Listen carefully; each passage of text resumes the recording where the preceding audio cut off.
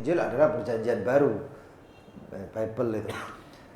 Kemudian nanti perjanjian lama dan perjanjian baru itu nanti perjanjian baru adalah menekankan atau menjelaskan dan sebagian menghapus apa-apa yang sudah di perjanjian baru. Perjanjian lama itu perjanjian baru, Bible itu. Bible atau Injil. Qala Allah Ta'ala wa la tankihul musyrikat hatta yu'min. Jangan kau nikahi orang-orang musyrikat, perempuan-perempuan musyrik sampai mereka beriman. Wa ma in kanat min ahlil kitabin, adapun daripada golongan ahlil kitab Yahudi dan Nasara, fayajuz nikahuha, maka boleh pernikahannya, tapi enggak mutlak. Mutlak, syaratnya susah. Nanti ada ini ahli kitab yang dimaksud ini siapa? Ahli kitab Yahudi dan Nasrani itu ingkanat Israiliyah. Kalau itu Israiliyah, kenapa? Karena agama-agama yang Nabi sebelum baginda Nabi Muhammad itu adalah agama untuk kaumnya saja. Kecuali baginda Nabi Muhammad diutus untuk sekalian alam, seluruh jenis manusia dan jin. Orang-orang mukallaf itu Nabi Muhammad diutus. Jadi harus diterima oleh semuanya manusia. Sedangkan kalau nabi-nabi yang lain itu tidak. Nabi mulai dari Bani Israel misalnya, Nabi Musa itu untuk Bani Israel. Untuk Bani Israel dan sekelilingnya, sekitarnya. Nabi Isa itu untuk kalangan Bani Israel, 12 anak keturunan Yakub itu. Nah, kalau seperti itu bagaimana? Selain daripada itu, orang Indonesia nggak taunya atau orang Cina atau orang Arab masuk kepada agama Nasrani, sedangkan di situ selesai digantikan dengan diutusnya Nabi Muhammad, agamanya semuanya nggak sah. Agamanya semuanya nggak sah. Nah, kalau agamanya nggak sah bagaimana? Artinya tidak bisa dinikahi, nggak bisa dinikahi. Makanya dikatakan ini perempuan yang boleh dinikahi itu kalau misalnya dia Israiliyah, bapak keturunannya itu tidak berubah sama sekali, agamanya adalah agama Nabi Musa. Bahkan itu pun masih ada perdebatan. Apa perdebatannya? Ada yang mengatakan bahwasanya kan sudah diutus Nabi Isa, berarti harus berubah. Iya, tapi kalau sebelum diutus Nabi Isa, dia bapak keturunannya itu, bapak buyutnya, sebelum diutus Nabi Isa itu tidak berubah sama sekali sampai turun temurun, maka itu boleh dinikahi. Boleh dinikahi. Nanti insya Allah ada persyaratannya. Ini Israiliyah. Nah, kalau orang-orang non Israel setelah diutusnya baginda Nabi Muhammad lalu kemudian latah melatah ingin mengikuti agama yang lain, nggak sah. Jangankan kita, jangankan orang-orang yang zaman sekarang. Waraqah bin Nawfal. Siapa Waraqah bin Nawfal? Sepupunya Sayyidatina Khadijah, Siti Khadijah. Itu yang mengatakan bahwasanya Nabi Muhammad itu nabi sebelum semua orang tahu. Belum satu pun orang tahu bahwasanya Nabi Muhammad adalah seorang nabi. Itu yang tahu pertama adalah Waraqah bin Nawfal.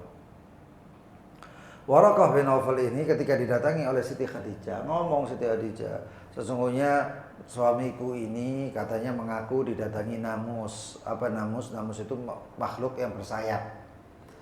Makhluk yang bersayap. Sayapnya seperti, dikatakan ada yang seperti nyamuk, ada yang seperti capung.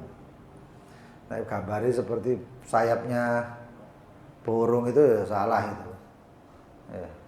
Bukan seperti itu malaikat. Nah. Lalu kemudian dia mengatakan begini. Waraqah bin Nawfal ngomong, Waraqah bin Nawfal ini Nasrani, Arab Nasrani, ngomong, law sadaq ma qala Muhammad fa innahu nabi akhir zaman.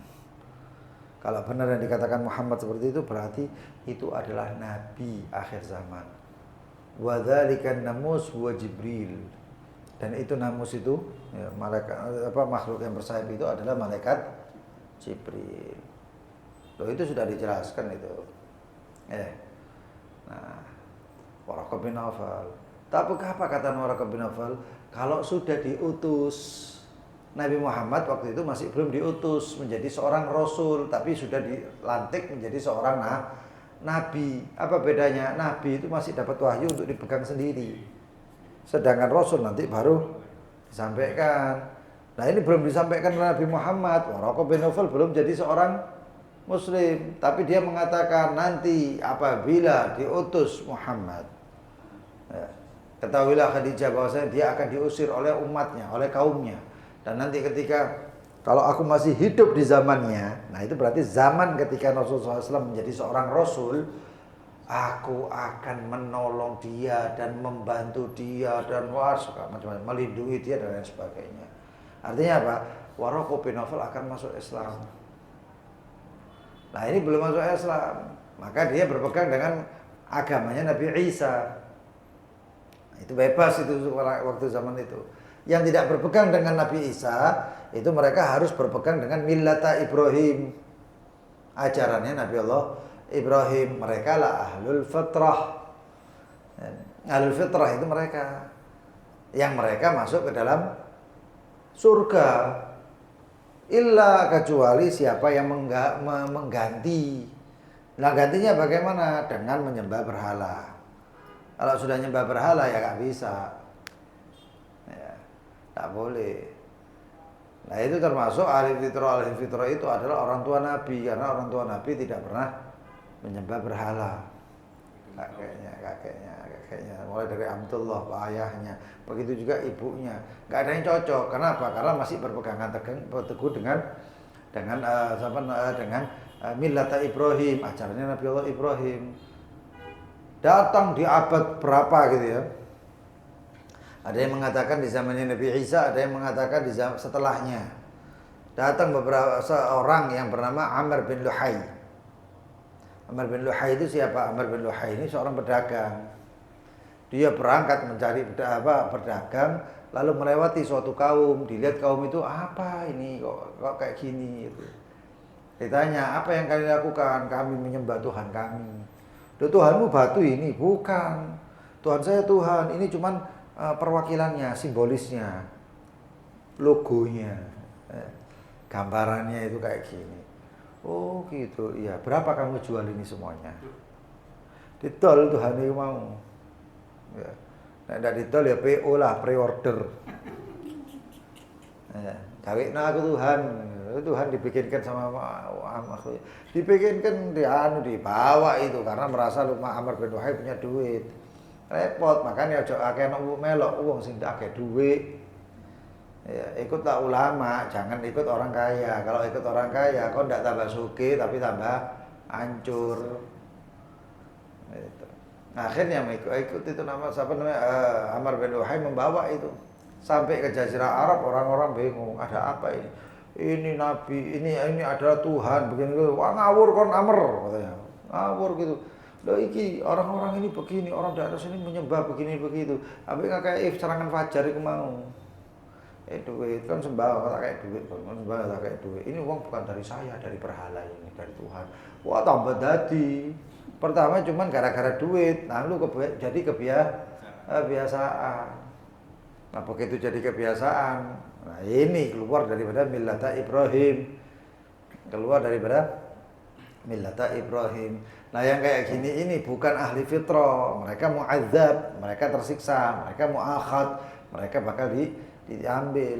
Sedangkan yang tidak mengikuti seperti itu adalah ahli fitrah. Termasuk kedua orang tua Nabi Muhammad. Makanya itu ngotot Sayyidina Ahmad Zaini Dahlan Al-Hasani, ya. Bukan pencetus Muhammadiyah, bukan, Mufti Mekah. Beliau ngotot sampai mengatakan diantaranya, beliau tetap menekan bahwasannya orang tua Nabi selamat. Al-Imam Suyuti nyiptakan kitab sendiri Bukan satu, bahkan ada dua kitab kalau nggak salah itu yang mengatakan bahwasanya kedua orang tua Nabi di dalam surga. Lalu Siti Aminah itu nangis ambil di pangkuannya Rasulullah SAW, di pangkuannya itu mau mati itu ngomong, sesungguhnya beruntung engkau adalah orang begini, engkau adalah Nabi. Nabi ngomong loh Siti Aminah, Nabi engkau ini tak muncul wong-wong ini uguluhum fil hayatihim. Ya, akal-akal mereka ada di jenggot mereka. Itu ngomong entekno menghabiskan orang tua Nabi, membawa hadis yang riwayatnya ahad. Apa hadis ahad itu? Hadis ahad itu perawinya cuma satu jalurnya. Sedangkan hadis ahad itu walaupun sahih, maka dia akan menjadi mental, tertolak apabila datangnya ada di dalam dalil lebih kuat. Dalil lebih kuat apa? Al-Quran mengatakan wa ma kana Allahu mu'adzibahum hatta yab'atha rasulah. Apa itu sebenarnya? La ilaha illallah, enggak nyantol saya. Ya. Bahwasannya Allah tidak akan menyiksa suatu kaum sampai mengutus seorang nabi. Nabi Muhammad si bayi. Nah, itu namanya ahlul fitrah. Itu panjang itu pembahasannya. Dan itu dalilnya Al-Qur'an. Maka dalil dari hadis ahad itu tertolak walaupun Nabi Muhammad nanti di situ ada takwil bahwasanya Nabi Muhammad begini mengatakan itu jabron untuk jabr khatirnya supaya dia enggak terlalu sakit hati, supaya macam-macam. Kalau ini kok dijadikan daripada asas agama, itu salah. Dijadikan asas agama itu salah. Makanya akhirnya beberapa golongan yang kemudian mendakwakan ucapan-ucapan ini bahwasanya orang tua Nabi di neraka itu sampai dibikin bab khusus pembahasan untuk semua umat supaya tahu. Loh ini berarti tujuannya bukan untuk ilmu tapi untuk menghinakan Nabi Muhammad. Ini nyakiti Nabi Muhammad ini. Ya. Itu yang dikatakan dalam Al-Qur'anul Karim. Ala innahum humus sufaha walakin la ya'lam. Mereka itu sufaha tapi enggak ngerti. Ya.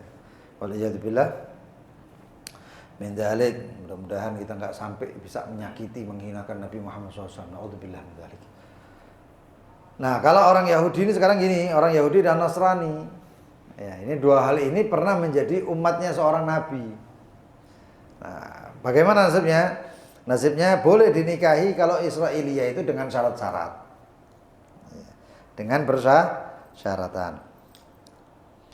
Yaitu harus murni daripada anak keturunan Bani Israel. Yaitu Nabi Allah Ya'qub. Lebih nanti akhir zaman itu kan kita perang sama orang Yahudi, terus siapa nggak boleh dinikahi?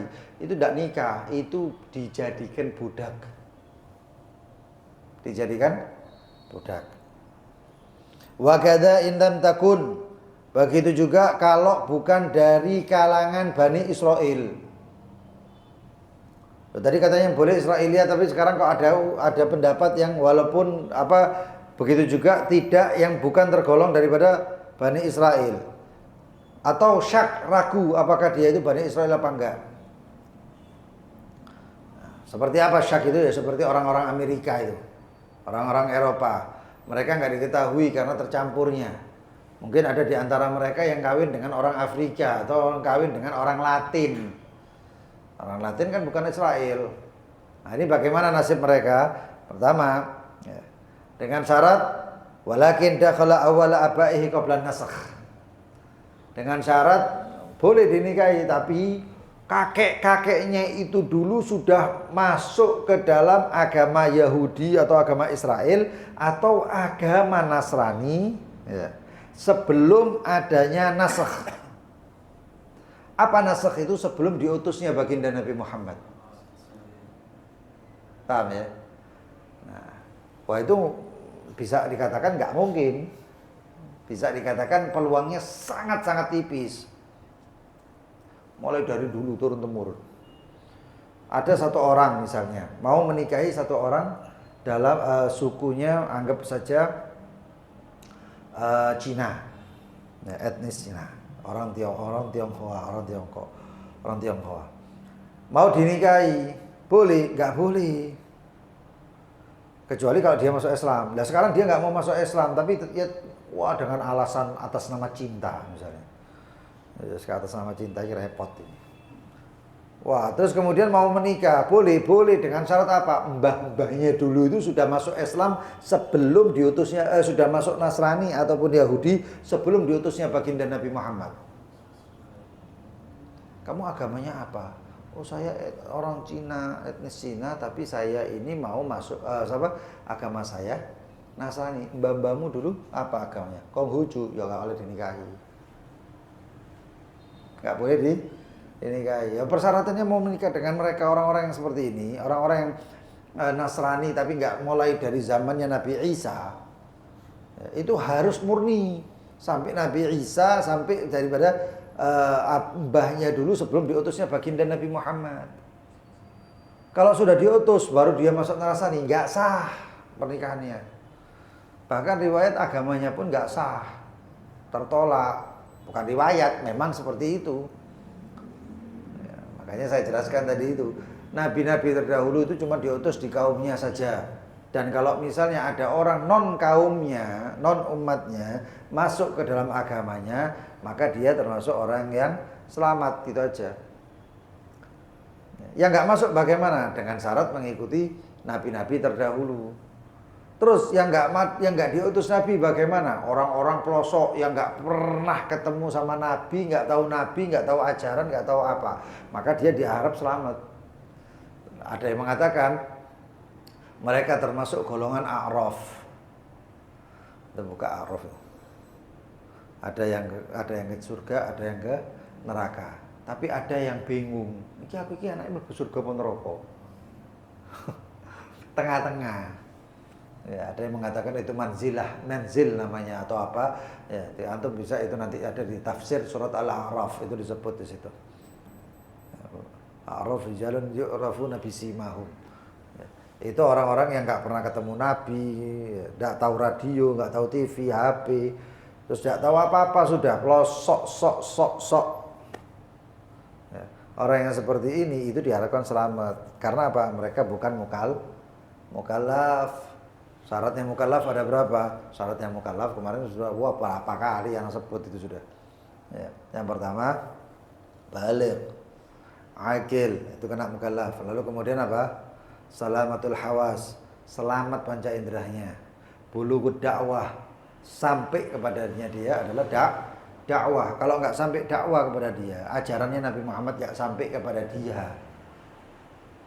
Dengan misalnya dia tinggalnya di jurang, di satu tempat tengah-tengah hutan, masih di dalam jurang lagi. Di situ nggak tahu apa-apa. Ya, meninggal, bagaimana nasibnya? Ya sudah, ini nggak sampai dakwah ini orang. Ini nggak sampai dakwah. Ya diharapkan selamat tadi itu. Nah ini sekarang ini gitu. Pokoknya sebelum diutusnya baginda Nabi Muhammad, pertama ya, itu namanya nasakh. Nasakh itu apa? Nasakh itu terhapusnya syariat terdahulu dengan munculnya seorang nabi selanjutnya, kecuali Nabi Musa. Setelah Nabi Musa itu banyak nabi-nabi. Tapi begitu Nabi Isa, syariat Nabi Musa terhapus. Orang Yahudi harus mengikuti, orang Bani Israel harus mengikuti Nabi Isa. Nah, kemudian ya, muncul baginda Nabi Muhammad, selesai. Semua itu syariat sudah hilang. Semua syariat hilang. Yang ada cuma syariat baginda Nabi Muhammad. Itu namanya nasakh, terhapus. Nanti ada yang namanya tabdil. Apa tabdil itu? Tabdil itu tahrif. Makanya dikatakan di sini walakin dakhala awwalu abaiha qabla nasakh wat tabdil, dan sebelum tabdil atau tahrif. Tahrif itu seperti apa? Tahrif itu maaf ya.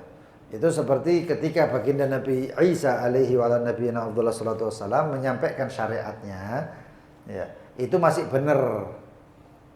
Sampai muncul Hawariyin selanjutnya. Itu masih benar, murid-muridnya Nabi Isa atau sahabatnya Nabi Isa. Sampai di pertengahan itu ada, di pertengahan masa ada yang namanya Paulus. Oh ya. Kok tahu Beb? Karena pernah belajar tentang kristenisasi ini. Guru saya Muhammad bin Hashim Al-Attas. Lah beliau muridnya siapa? Muridnya Ahmad Didat.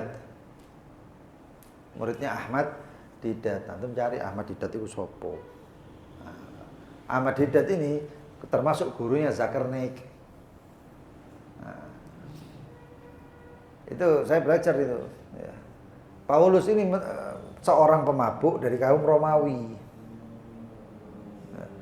Dalam keadaan dia mabuk, kemudian dia sebrak, semaput, ya, bangun-bangun, bengong deh. Akhirnya ngaku-ngaku melihat Nabi Isa. Saya melihat Yesus. Ngono itu dipercaya. Sama orang-orang yang lain dipercaya. Wah, Yesus pakai begini, saya lihat Yesus dibangkitkan. Dia mengatakan begini, mengatakan begitu, dipelajari titik-titik belakang. Wis dijadikan sebagai seorang nabi. Jadi Paulus itu pangkate makome itu nabi. Sedangkan di dalam kitab Bible itu sendiri, Injil itu sendiri ada namanya Matius, John, ya chapter-chapternya itu, apa surat-suratnya itu. Ya.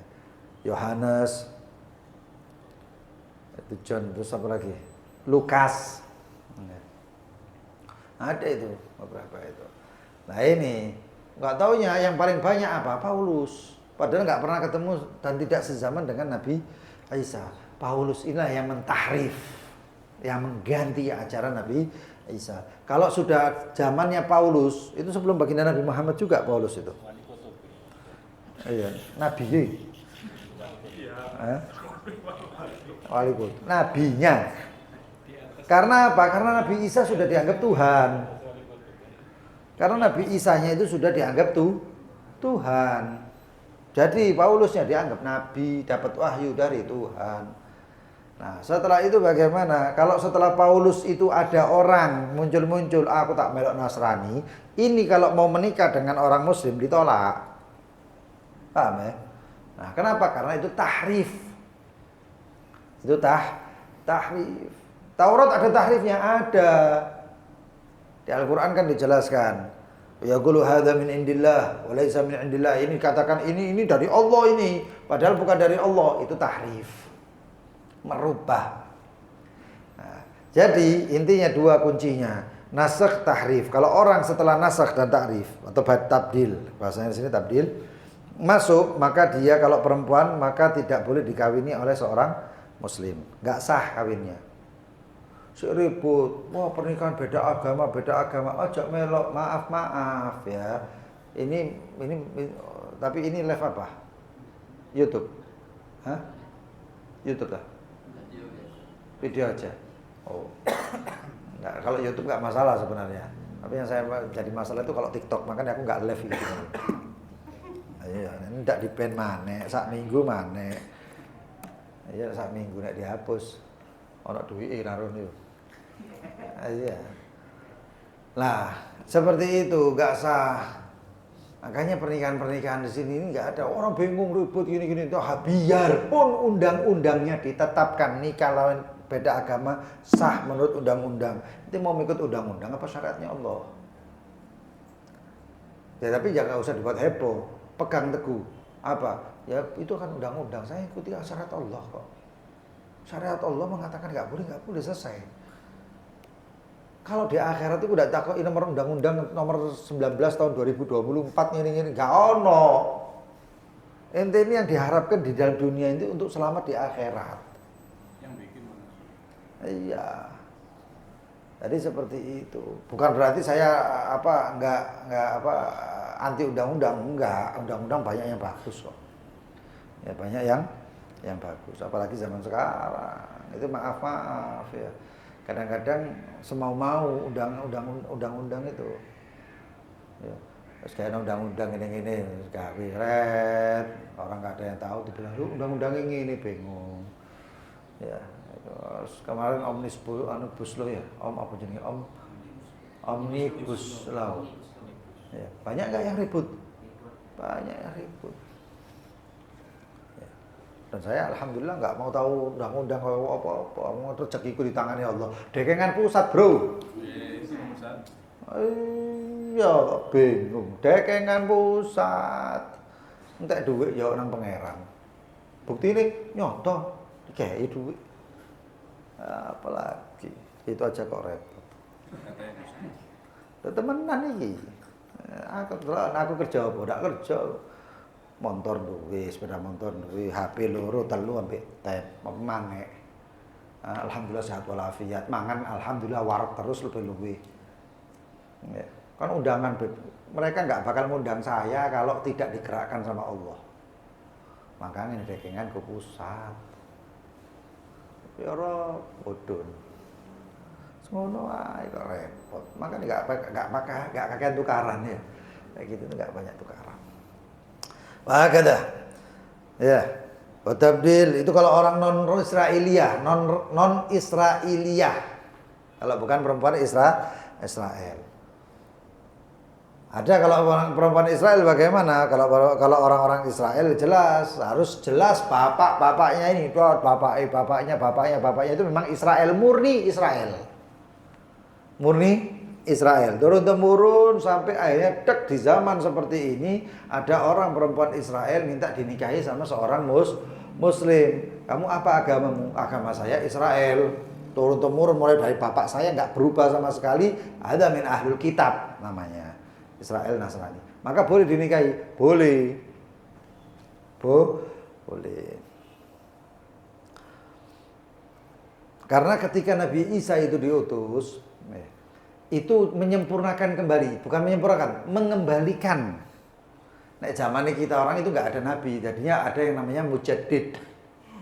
Nek umatnya Nabi Muhammad namanya mujaddid, mengupgrade kembali. Fungsi Nabi Isa itu mengupgrade kembali ajaran Nabi Musa. Nah, kalau sudah orang yang berpegang teguh sama Nabi Musa turun temurun mau menikah dengan seorang muslim dengan syarat murni ya Israelnya, maka sah. Boleh nikah. Tapi nggak ada. Iki sing campur nang Amerika, iki sing campur nang Inggris, iki sing campur nang Jerman, iki sing campur jadi hilang. Hilang itu Israelianya. Yang di Amerika nanti ngaku-ngaku saya dari kaum Yahudi tapi kawinnya ambek wong Latin, wong Meksiko, wong hilang. Kayak Israeliannya. Jadi seperti itu. Maka bagaimana sekarang zaman sekarang? Ihtiyat lebih baik tidak, apalagi kalau nikahnya sesama orang Indonesia. Orang Indonesia Muslim kawin sama orang Indonesia non Muslim. Contohnya saya misalnya, saya keturunan Arab, tapi saya di Indonesia, saya mau kawin sama orang Nasrani. Dan orang Nasrani ini, ya, orang Indonesia, apa hukum pernikahannya? Gak sah. Laya jus, gak oleh. Nggak boleh. Kenapa? Karena memang bukan Bani Israel. Kedua bapak-bapaknya yang nggak nemuin Nabi Isa. Apalagi sebelum tahrif. Tak ada. Jadi seperti itu. Nah, kalau caranya supaya boleh melbu Islam. Itu saja satu. Satu tok ikut cara itu. Melbu Islam. Anda masuk Islam, kita nikah. Atas nama cinta, Beb, aku nggak sanggup, Beb, kudu kawin, Beb. Dia mau masuk Islam, nggak mau. Lu kan cinta dia apa cinta Allah? Cinta dia apa cinta Allah? Cinta dia, hati-hati kan. Cinta Allah, ojo kawin. Kawin banyak, siapa sing ngapain kawin? Daripada sing duwe pacar ya. Yang punya calon orang Nasrani yang mau kawin siapa? Tinggalno tak derekno sing duwe ayu. Oh, nah. Tapi tidak ada di sini ya. Tidak ada yang mau nikah dengan non muslim. Tidak ada yang mau. Tidak ada, ini semuanya khair semuanya, Beb. Fa amma Israiliyah, adapun orang-orang kalangan Israel, fala yu'athir fi hilliha al-jahl bi hal abaiha. Ya. Adapun orang Israel itu enggak pengaruh. Ya. Kebodohan di dalam halalnya. Halal enggak? Oh, belum tentu. Ya. Bapak ibunya enggak diketahui. Ya, keturunannya ini apakah benar murni daripada Israel? Enggak tahu. Bahkan tidak diketahui itu semuanya.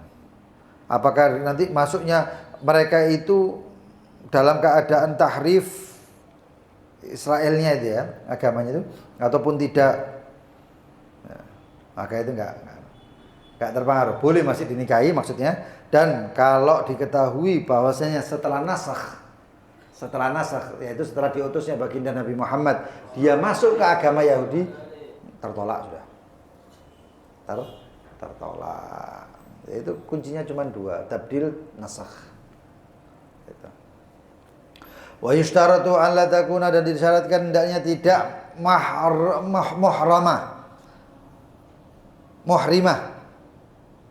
Ya, muhrim itu apa? Pakai atau dalam keadaan ihram. Bihajjin au umroh. Apa dikawini pas haji umroh, alasannya telek barokah. Loh, ada yang gitu tuh. Saya itu kadang-kadang wong sugih menyantik, makanya ojo melok wong sugih, melok wong alim.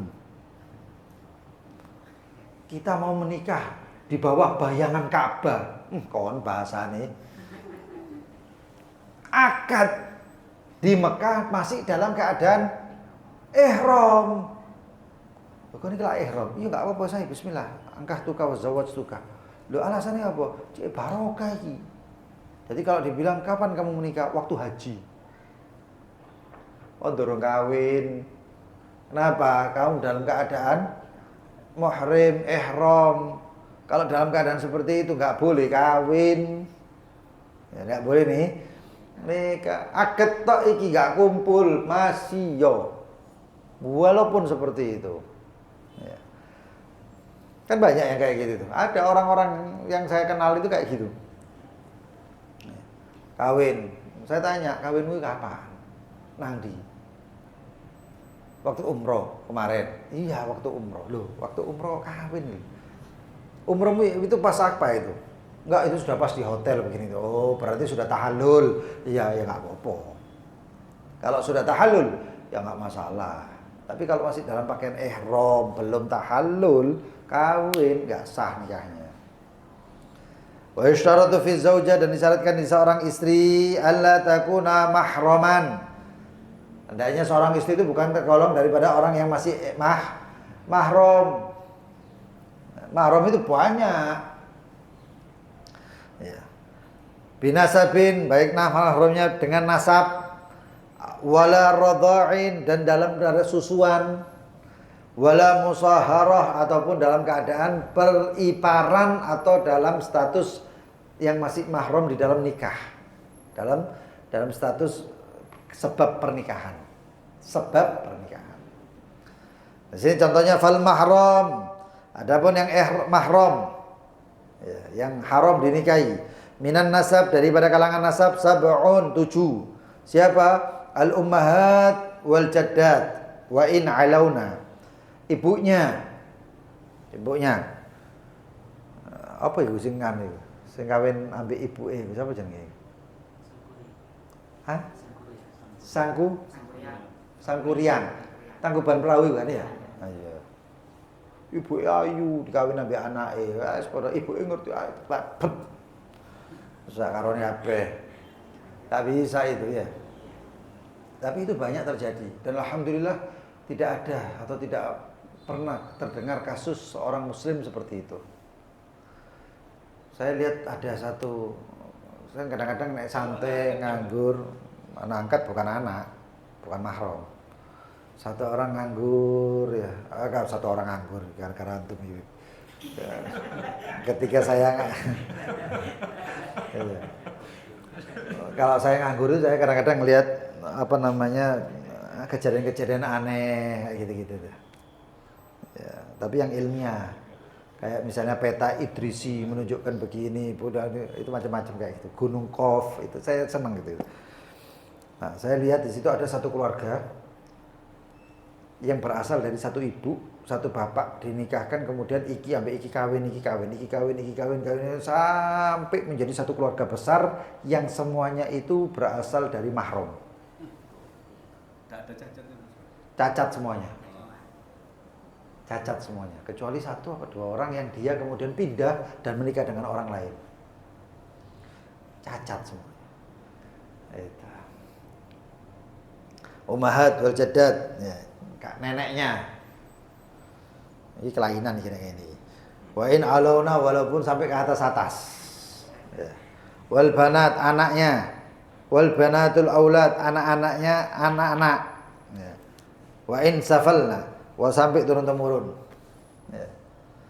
Wal akhwat, saudara-saudaranya, saudarinya.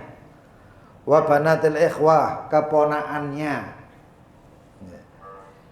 Wal ammat, bibinya. Wa in alauna, sampai atas. Wa khalat. Nah, ada am itu apa? Ammah, amat itu bibi dari saudara bapak. Nanti ada yang bibi dari saudara ibu. Itu kalau bahasa Indonesianya, bahasa Jawanya Pak? Bule ya. Bule itu saudara ibu. Iya. Bude. Oh, kakak ambek adik toh. Tapi nggak ada dibedakan antara bapak, keturunan apa, saudara bapak, saudara ibu, enggak. Ya berarti kayak di Kalimantan lah. Kalau saya di Banjar gitu juga. Cuman di sini amat itu saudaranya bapak. Karena makanya syariat mabninya tersusunnya dari bahasa Arab itu semuanya. Karena apa? Kalau kholat itu dalam waris nggak dapat. Tapi kalau amat dalam waris dah dapat. Amat itu saudara ibu, saudara bapak. Kalau kholati gitu-gitu, itu saudara ibu. Makanya itu maaf dulu mereka para apa namanya anak keturunan baginda Nabi Muhammad, dzurriyyah, para wali-wali dan lain sebagainya yang datang ke sini meninggalkan istri di sana ataupun nikah di sini dengan warga pribumi, itu anak-anaknya manggilnya akhwal. Jamak daripada khol, paman atau saudara ibu. Itu bukan hinaan atau enggak, itu saudara benar, saudara ibu. Anak keturunannya gitu. Itu akhwal gitu jadinya. Nah, kemudian begitu juga saudara ibu, itu enggak bisa dinikahi. Ya. Wa in alauna, sampai ke atas. Ibu punya ibunya ya, seorang ibu punya ibu. Saudara-saudara ini juga mahram sama dia.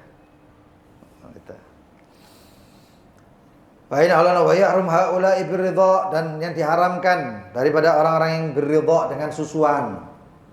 Ya. Siapa? Wa man irtadha lahu duna haulain. Syarat-syaratnya ini sekarang adalah bagi orang yang menyusui anak bayi yang menyusui duna haulain, di bawah 2 tahun. Haulain kamilain liman arada liman apa ayatnya? Rodhaah itu. Nah, itu 2 tahun kurang. Lah kalau di bawah 2 tahun masih boleh, 2 tahun ke atas nyusu enggak boleh. Makanya kemarin di grup ada yang ngomong, suami kalau nyusu bagaimana, Beb? Ada nggak? Ya kan ada kan. Ini rek. Hukumnya bagaimana? Masih sak galon. Tetep nggak jadi anak susuan. Ya, paling ya anaknya nangis-nangis Bu. Ya. Jadi seperti itu. Di bawah 2 tahun. Khamsa radha'at mutafarriqat musybi'at. Ya. Khamsa radha'at 5 kali susuan mutafarriqat pisah-pisah. Pisah-pisah. Ini nyusu, terus kemudian terpisah, lalu nyusu lagi. Susuan yang pertama musybi'at. Musybi'at itu kenyang. Bukan beralihnya pisahnya gara-gara fudul. Tahu gara-gara fudul. Anak itu kadang-kadang bayi masih bawa 6 tahun, masih bawa setahun atau setahun gitu. Kalau masih menyusui kadang-kadang ada suara apa-apa noleh, dicabut susunya, noleh terus balik lagi. Apakah itu terhitung? Kalau belum kenyang nggak terhitung. Kalau belum kenyang, kalau sudah kenyang itu lepas dalam waktu agak lama ya, lalu balik lagi, itu berarti yang pertama tadi sudah kenyang. Khamsa radha'at 5 kali. Min labani imra'atin, dari seorang perempuan. laha tis'us sinin. Yang perempuan tersebut di atas 9 tahun. Karena balighnya seorang perempuan itu bisa terkadang di atas 9 tahun. Khams radha'at, 5 kali susuan. 5 kali susuan.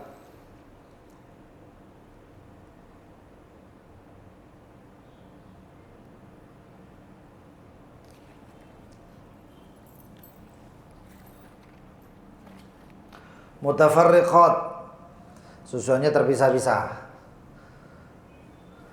Ya, cabut, nanti lama nyusul lagi sampai 5 kali berarti sudah jadi anak susuan.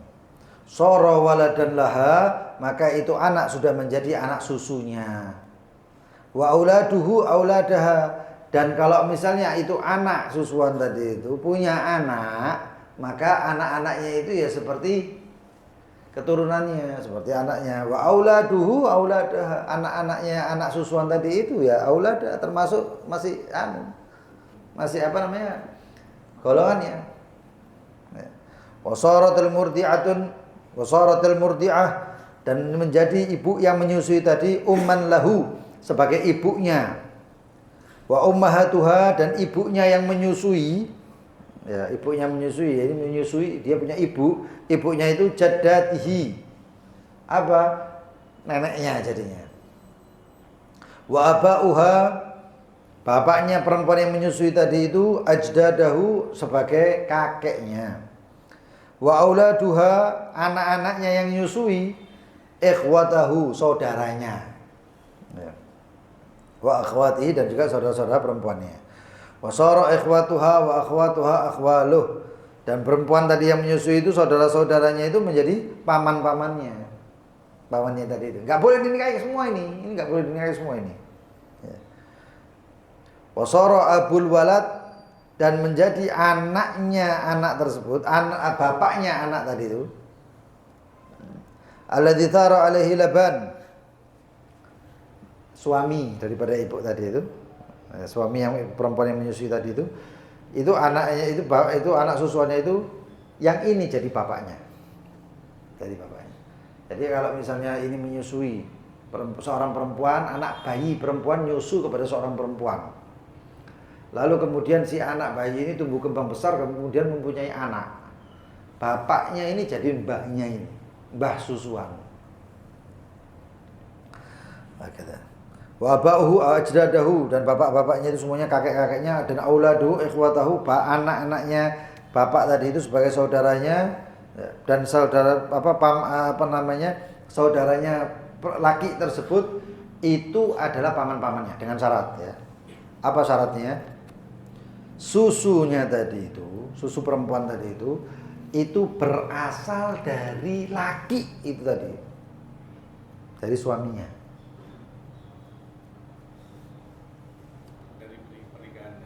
Iya, laki itu seorang Z punya istri bernama Zainab. Zainab menikah, ya, punya anak. Ini berarti anak-anaknya si Z dan, nah kalau si Zainab ini punya anak, hamil punya anak, kan berarti punya susu. Gak mungkin kan perempuan itu punya tidak punya suami tiba-tiba muncul susu. Ajaib ini. Lah hukmah linadir, kalau ada kayak gini nggak ada hukumnya ini. Hukumnya dikembalikan seperti awal. Nah, lalu di si Zainab ini menyusui seorang anak. Nah, saudaranya ini jadi semuanya dari saudaranya si seorang yang disusui dan lain sebagainya. Tapi kalau misalnya ternyata si Zainab ini sama si Z tadi ya, ditalak dalam keadaan hamil, ya, berarti iddahnya bil wada. Ya. Nggak tahunya setelah muncul iddah, setelah lahir si Zainab ini kawin sama si Amr. Ini susu ini hasil siapa? Si Z. Yang mahram siapa sekarang? Harusnya si mahram si Z. Tapi nanti ini cuma contohan ya. Berarti ini juga anaknya si Z. Loh, Amr apa hubungannya sekarang? Amr ini cuma mahramnya gara-gara dia kawin sama ibunya gitu aja. Paham? Nah, itu yang halal. Sekarang yang haram. Apa yang haram? jangan Zainab, si fulanah kawin sama si fulan. Lalu dalam pernikahan itu nggak taunya si fulanah ini zina dengan seorang yang bernama Faltan. Ya, kan ini isinya fulan, tapi ini zina sama si Faltan dan hamil. Nah ini repot ini. Dan hamil. Punya anak. Anaknya itu anaknya siapa? Anak setan. Ya. Secara nasab anaknya yang Faltan. Secara bukan nasab, nasab ditolak. Secara logika-logikaan ya seperti itu. Logika yang digaduk-gadukkan. Itu nah sekarang ini nyusoni. Nah, kalau sudah nyusui seperti ini bagaimana nasib si anaknya ini? Ini masalah ini. Apakah dinisbahkan kepada fulan? Tidak bisa. Karena itu bukan dari berhasil. Dinisbahkan kepada si Faltan? Tidak bisa. Kenapa? Karena bukan dari pernikahan. Repot. Dan itu kasus banyak. Antum tahu di Amerika itu sampai ada di Amerika kalau nggak salah itu ada satu acara TV. Yang acara TV itu kemudian seorang suami istri bawa anaknya. Lalu anaknya itu dianukan dites DNA seketika itu juga. Begitu dedek, bukan anak kalian, tukaran nih, teman-teman. Nanti ganti lagi. Seorang istri gitu. Itu ada di Amerika dan itu rata-rata pernikahannya nggak sah kabeh. Itu gara-gara perselingkuhan, perzinahan dan lain sebagainya. Naudzubillah min dzalik. Dan itu sudah banyak di Indonesia. Sebelum nikah itu Ya haram. Tes stress enggak? Tak boleh haram. Dan itu sudah banyak di Indonesia. Wallahu taala a'lam bishawab. Ada pertanyaan? Silakan.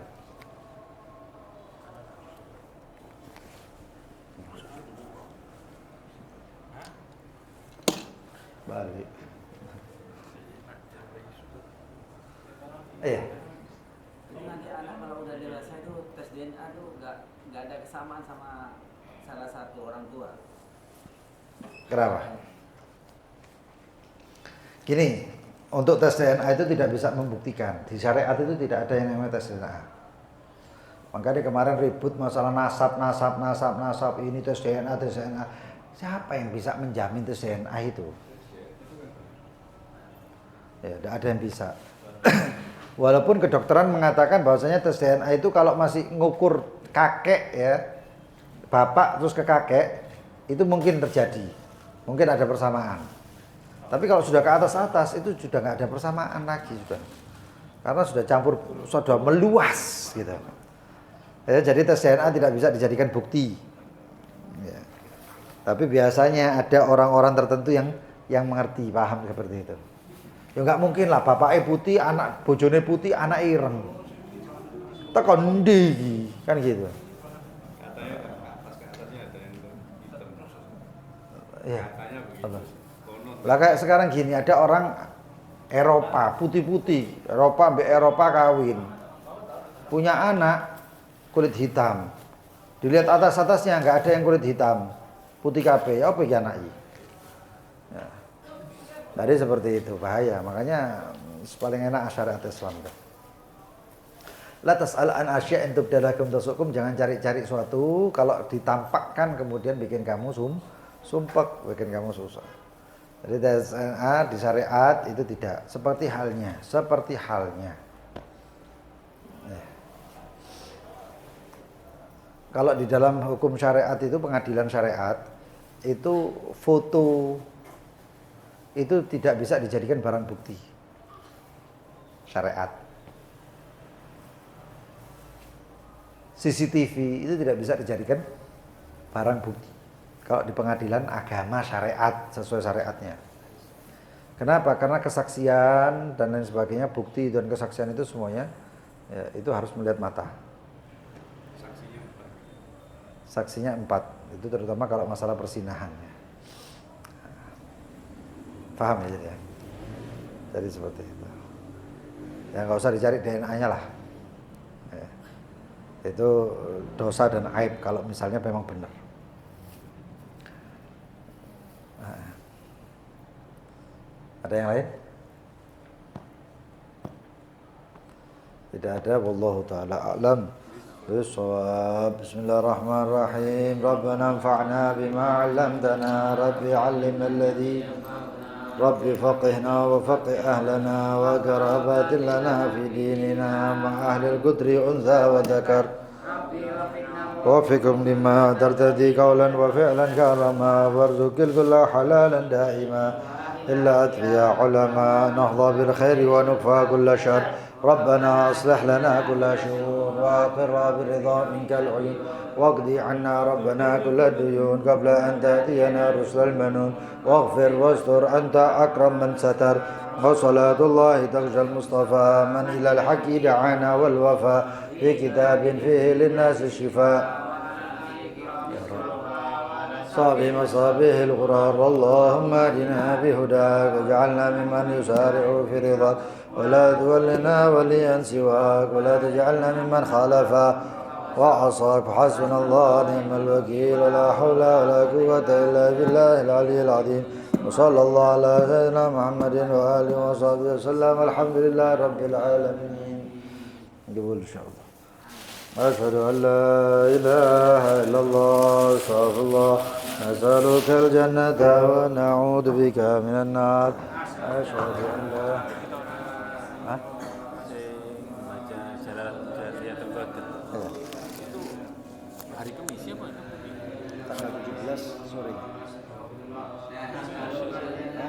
Kamis satu nih.